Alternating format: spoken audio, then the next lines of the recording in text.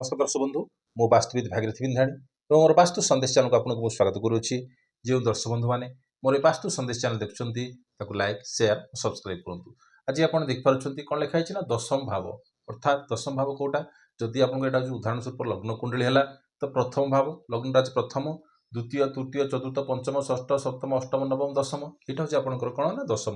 दशम भाव आम कौन विचार करवा ना पिता कथा विचार करवा आम कौन विचार करवा ना कर्म विचार करवा अर्थात आप जो कर्म कर कम स्थिरता आसूची कि न आसूची कि आप बेसी दिन से कम करेंगे कि छाड़े ये सब जिन कौट विचार करवा ना दशम भाव विचार करवा। तो दशम भाव नहीं आपको आज मुझे 5-6टी सूत्र आज कहबी जदि आपंकर एक सूत्र अनुसार जब किसी अच्छी गुड़ाई सूत्र अच्छी कि भितर अच्छी ताल आप निश्चित मन करेंगे जे आपंकर कर्मक्षेत्र ठीक ठाक चलो। हाँ दर्शक देखूँ दशम भाव जेकोसी ग्रह से पाप ग्रह हो कि आपंकर शुभ ग्रह हो। पाप ग्रह कहले क्या बुझे आम ना आप पाप ग्रह विषय आस कौन आस रवि हूँ आप क्रूर ग्रह आ मंगल तापर आसला आपन शनि आउ राहु जदि ए ग्रह अच्छा आउ केतु मध्य भी जदि ए ग्रह केतु कहीं जो राशि थी तार स्वामी जदि बलवान अवस्था थी केतु मध्य भी आपको कौन हम ना भल फल दब। तो जब ये बेसिकाली जो ग्रह कहली रवि मंगल शनि राहु ए भितर जेकोसी ग्रह जब आप दशम भाव अच्छी ताहले आप किसी भयभीत हबार ना कहीं राहु भी कौन करे जब राहु भी कौन आपंकर दशम भाव थे कौन थे राजनीति क्षेत्र में ये कौन थे माने प्राधान्यता को आग को बढ़ई थाए जो आपंकर जो मनोबल अच्छी इच्छा शक्ति अच्छी से सबको कौन कौन डेमकार कर आग को बढ़ई थाए। तो दशम भाव में से पाप ग्रह हो कि आपंकर शुभ ग्रह हो प्रथम है पाप ग्रह हो कि आप शुभ ग्रह हो जेकोसी ग्रह थे आपको भल फल दब। आ पूर्व आउ टे जा कौन जे दशम भावर कारक ग्रह किए दशम भावर कारक ग्रह किए दशम भावर कारक ग्रह किए माने अर्थात किए किए आसला ना बुध आसला गुरु आसला तापर आसला किए ना शनि ग्रह आसला एमान होचंती ए भावर कारक ग्रह। जदि आपणकर कहवा शक्ति अच्छी जदि आपणकर कौन लोक बुझा शक्ति अच्छी ताहले आपण कौन जे बड़ प्रॉब्लम थिले मध्य ताकू कौन आपण समाधान करें। आ शनि तो जानते परिश्रम करेब अଯଥା परिश्रम करेब किंतु से कौन करिवो धीरे धीरे कौन करे व्यक्ति को आलस्य कर दे थाए। आ गुरु तो जानते गुरु कौन ऊंचाईर कारक अर्थात कौन होची गुरु जदि आप दशम भाव में अच्छी ताहले आपण कौन करेंगे प्रमोशन हो कि आपंकर जहाँ भी किसी आग को बढ़िया शक्ति हो कि आपंकर सम्मान हो ए सब क्षेत्र में आप कौन करवा ना आग को उठेब। तो ये है तार मंगल आउ रवि जदि ए भाव में थे आउ कौन रवि आउ क्या मंगल मंगल कौन कर आपड़ जदि दशम भाव में थी मुझे तो कहे से व्यक्ति जन को कौन करार अच्छी ना डिफेन्स क्षेत्र में छाड़देवार अच्छी मिलिट्री क्षेत्र में छाड़देवार अच्छी जहाँफल से कौन कर आग को बढ़ी चलो कहीं तार ऊर्जा शक्ति भल थाए। तो से मंगल जदि दशम भाव में थी आ रवि जदि थी तार सरकारी क्षेत्र में भी कौन अच्छे ये ऊपर को ठेली थाए। तो दशम भाव कथा कहली आउ हूँ कौन जदि दशम भावर स्वामी यही भाव में जो अंक लिखाई दशम भाव में जो अंक लिखाई तार स्वामी जदि यहाँ हूँ षष्ठ भाव षष्ठ बसिले यार स्वामी जदि आसिक षष्ठ बसो ताले कौन व्यक्ति को कौन कंपिटिशन करेब अर्थात माने व्यक्ति को कौन एमती माने चिपुटी देव जे गोटे इंटरव्यू जाइए कि ना आउटे खाली कंपिटिशन माने आउट इंटरव्यू देवा पड़ुची माने किसी व्यक्ति को किसी इंटरव्यू न देकी गोटे इंटरव्यू पास कला माने से पास हो जाउछन्ती किंतु मानको माने बारंबार बारंबार बारंबार रिपीटेशन प्रोसेस रे मानको कोन आसी थाए ना सब क्षेत्र में कंपिटिशन माने आपणक गोटे नुआ रूल्स जमी लागू होगा भाया मन में लगे। आदि अष्टम जदि बसब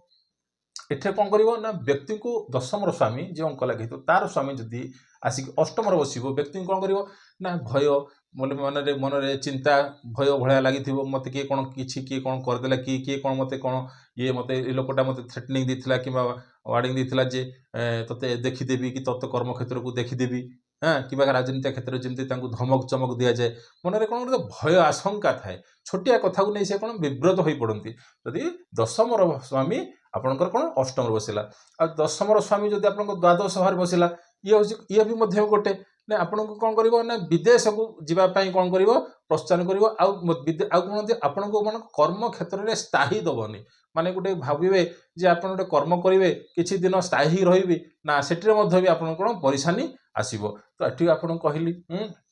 दशम भावर स्वामी जदि 6, 8, 12 बसिला आ 6, 8, 12 स्वामी भी अर्थात ये षष्ठर स्वामी जदि आसिक एठी बसिला कि अष्टमर स्वामी जदि आसिक एठी बसिला कि द्वादशर भावी माने कौन स्वामी जदि आसला अर्थात जो अंक लिखाई षष्ठ भाव जो अंक लिखाई अष्टम भाव जो अंक लिखाई आउ द्वादश भाव जो अंक लिखाई तार स्वामी भी जदि आसिक कौन आपणकर द्वादश भाव में बसुँच तथा भी कौन हो परिशानी दे थाए। आउ गोटे हूँ कौन दशमर स्वामी दशम भाव में जो अंक लिखाई तार स्वामी जदि आपणकर यहाँ हूँ कौन ना त्रिकोण धर्म अर्थ काम मोक्ष धर्म अर्थ काम मोक्ष धर्म अर्थात धन त्रिकोण माने कौन धर्म त्रिकोण जदि दशम भावर स्वामी जदि आसिक एठी बस अर्थात कौटी ना नवम भाव यहाँ हूँ कौन ना आपणकर जो चारिटा कोण ये भी आपणकर माने धर्म माने कौन हूँ धर्म अर्थ काम मोक्ष यहाँ मुख्य तापर धर्म अर्थ काम मोक्ष माने ये जो चारोटी भावर स्वामी जदि आपन जन्म कुंडली अर्थात दशम भाव का विचार करुचे आज तो दशम भावर स्वामी जदि आप नवम भाव में बसुची ताहले व्यक्ति जनक मुझे निश्चित ता जीवन में से केबे भी हेले कौन सक्सेस हम ता भाग्य ताकू साथ दब आ से भाग्य बल से कौन आग को उठिब आउ जदि दशम भावर स्वामी दशम भाव जो अंक लिखाई किंबा दशम भाव रे जदि पाप ग्रहर दृष्टि पड़ुची किंबा दशम किंबा नवम भाव में पाप ग्रहर दृष्टि पड़ुची किंबा आपणकर एकादश यहाँ हूँ कौन दशम एकादश एकादश भाव में भी जदि पाप ग्रहर दृष्टि पड़ुची ताहले कौन ए भावटा कौन हम ना पीड़ित अवस्था को पलि आस कौटा ना दुई आड़े जदि पाप ग्रह रहिले किंबा पाप ग्रहर दृष्टि जदि पड़ुची जेकोसी पाप ग्रह देखो जो पाप ग्रह कथा कहली ए पाप ग्रहर दृष्टि जदि पड़ुची ताले ए भाव कौन पीड़ित अवस्था को कौन पलि आसी थाए। तो आपन जानिले आज आउ जदि नवम भावर स्वामी जदि दशम भावर स्वामी नवम में बसिले ये गोटे हूँ कौन ना राजयोग तो या आम कही कौन राजयोग कहीकि चलवा आ बड़ सबुठ बड़ बड़ जिनस हूँ कौन दशम भाव स्वामी सह जदि बुध भी कमजोर ए परिस्थिति आसो जदि आपंकर ये परिस्थिति आसो दशम भाव में ग्रह बसुँच जदि दशम भाव में जदि 3-4टी ग्रह बसते कौन हो दशम भाव बलवान अवस्था को पलि आसी कतोटी दशम भाव में जदि 3टी कि 4टी कि 3-4टी तो बसवा तो बहुत रेयर केसेस देखा जदि कालसर्प भाया परिस्थिति थी ताले आसो भाया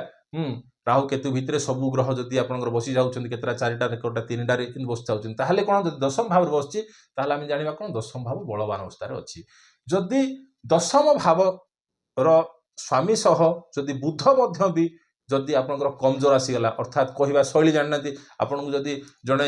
माने स्थिरता सहित कहला माने धीरे जदि कहला आपन ताकू कौन कले जदि आपन जदि लग्न अनुसार जदि आपन रागी चिड़ा चिड़ा थे आपन रागी कहीदेवे से कौन जो स्थिरतार जो लोकटा आसी से कौन कर ना रोगटा चिड़चिड़ा होची काम करने से चिड़चिड़ा प्रकृति आसुची माने कौन भितर कौन आसो कौन कौन भेदभाव आसीज तो से जदि ए भावर जदि आपनकर पीड़ित अवस्था रहुची ताले ए भलिया परिस्थिति रहुची ताले बुध जदि कम कुंडली रे कमजोर अवस्था अच्छी ताहले बुध पाई आपण कौन करेंगे ना बुधंकर बीज मंत्र कौन जप करेंगे जहाँफल आपणकर कौन हम ना बुध जनित समस्या ये जो कहली कारक ग्रह भितर हाँ ये सब समस्या आपणकर मुक्ति पाइपर आउ ता सहित बुध गुर शनि एठी जो अंक लिखाई थी मानि नियंतु एठी लिखाई थी 7 अंक लिखाई थी कौन लिखाई थी एठी 7 अंक उदाहरण स्वरूप गोटे उदाहरण स्वरूप कहूँ दशम भाव को आम केमी जागृत कर दशम भाव फल आम केमी पाइपर आम जो कहे कर्म क्षेत्र तो कर्म क्षेत्र केमी डेभलपमेंट कर तो ये कौन गोटे करेंगे जो मंत्र रहा कौन ओम ग्रां ग्रीं ग्रोस गुरुवे नमः प्रथम मंत्र रहा गुरु को सेट करने ओम ग्रां ग्रीं ग्रोस गुरुवे नमः गुरुंकर बीज मंत्र जप करेंगे द्वितीय आसो कौन यहाँ 100 थर जप करेंगे जब कर्म क्षेत्र को आप चाहते ठीक ठाक करने आ 7 जो अंक लिखाई 7 ग्रह स्वामी किए ना शुक्र तो शुक्रंकर बीज मंत्र जप करेंगे ओम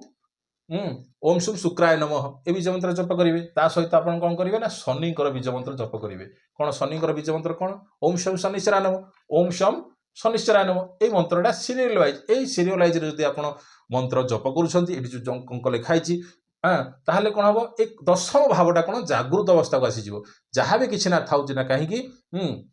ताहले कौन हम आपन दशम भाव कौन डेभलपमेंट हो गला ता सहित लग्नर स्वामी जदि आसिक दशम भाव में बसुची ଲଗ୍ନର ସ୍ୱାମୀ ସହିତ ଯଦି ଆପଣଙ୍କର ବସୁଛି କିମ୍ବା ତୃତୀୟ ଭାବର ସ୍ୱାମୀ ଯଦି ଆପଣଙ୍କର କ'ଣ ତୃତୀୟ ଭାବର ସ୍ୱାମୀ ଯଦି ଆପଣଙ୍କର ଦଶମ ଭାବରେ ବସୁଛି ଆଉ ଭାଗ୍ୟ ଭାବର ତ ସ୍ୱାମୀ ତ କହିଲି ମାନେ ନବମ ଭାବର ସ୍ୱାମୀ ଯଦି ଆପଣଙ୍କର ଦଶମ ଭାବରେ ବସୁଛି ଯଦି ଏଇଭଳିଆ ପରିସ୍ଥିତି ଅଛି ତାହେଲେ ମଧ୍ୟ ଆପଣ କ'ଣ କରିବେ ନା ଏଠିରେ କ'ଣ ହେଉଛି ନା ତୃତୀୟ ଭାବର ସ୍ୱାମୀ ଲଗ୍ନର ସ୍ୱାମୀ ତ ନିଶ୍ଚିତ ଆପଣଙ୍କୁ ଫଳ ଦେବ ଦଶମ ଭାବରେ ନା କର୍ମ ଛଡ଼ା ଆପଣ କିଛି ଆଉ କାହାକୁ ଦେଖିବେନି। ଆଉ ତୃତୀୟ ଭାବର ସ୍ୱାମୀ କ'ଣ ଆପଣ ଅନବରତ ଚେଷ୍ଟା ଚାଲିଥିବ କର୍ମକ୍ଷେତ୍ରକୁ ଆପଣ ନେଇ କିଛି ନା କିଛି କର୍ମ କରୁଥିବେ। ଆପଣଙ୍କୁ କହିଲି ଆଉ ଉପାୟ ମଧ୍ୟ କହିଲି ଏ ଦଶମ ଭାବକୁ କେମିତି ଆମେ ସେଟ୍ କରିପାରିବା ମନ୍ତ୍ର ଦ୍ୱାରା। ଏସବୁ କ'ଣ ହେଉଛି ନା ଆପଣଙ୍କର ମନ୍ତ୍ର ଦ୍ୱାରା ଯାହା ଅଙ୍କ ଲେଖା ହେଇଥିବ ପ୍ରଥମେ ଆସିବ ଗୁରୁଙ୍କର ମନ୍ତ୍ର ଆସିବ, ତାପରେ ଆସିବ ଯେଉଁ ଅଙ୍କ ଲେଖା ହେଇଥିବ ତାର ସ୍ୱାମୀର ମନ୍ତ୍ର, ତାପରେ ଶନିଙ୍କର ମନ୍ତ୍ର। କାରଣ ଯେଉଁ ତିନୋଟି ରହିଲା କ'ଣ ବୁଧ ଗୁର ଶନି ଯେଉଁ ରହିଲା କାରକ ଗ୍ରହ ଯେଉଁ ରହିଲା ୟାକୁ ଯଦି ଆମେ ସେଟ୍ କରୁଛୁ ତାହେଲେ ଆମର କ'ଣ ଦଶମ ଭାବ କ'ଣ ସେଟ୍ ହେଇଯାଉଛି। ତ ଏ ତ ଥିଲା ଆଜିର ଛୋଟିଆ ଟପିକ୍। ରହିଲି, ନମସ୍କାର।